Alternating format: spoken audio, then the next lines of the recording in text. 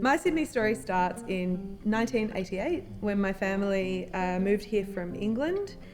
We moved into a granny flat out the back of my uncle's house before he said to my two mothers, "You should move to Leichhardt, that's where your sort live."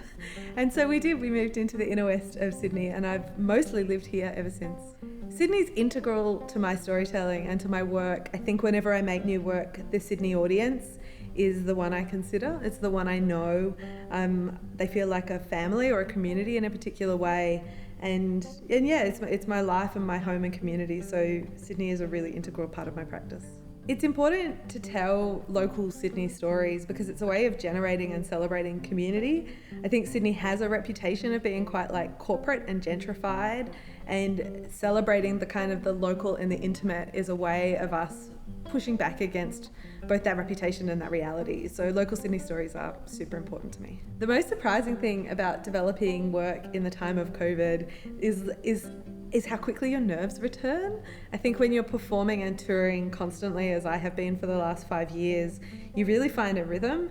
And when I first made it back to the stage after just a few months off, I was really thrown by how the nerves came back. And I think that can be both a good thing, it can inspire you to work harder, and can also be a bit unsettling.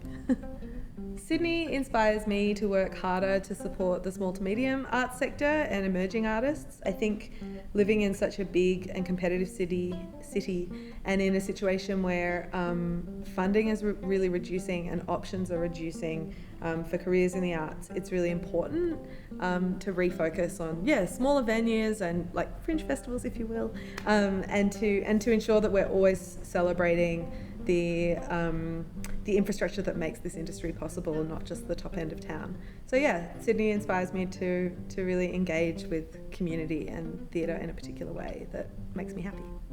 If Sydney turned up at my house for a dinner party, they'd bring really good booze from one of our spectacular gin distilleries. They'd probably be late. Sydney would definitely be late. My Sydney is queer Sydney, so they'd be fabulously dressed and they'd probably leave early to get to the bearded tit.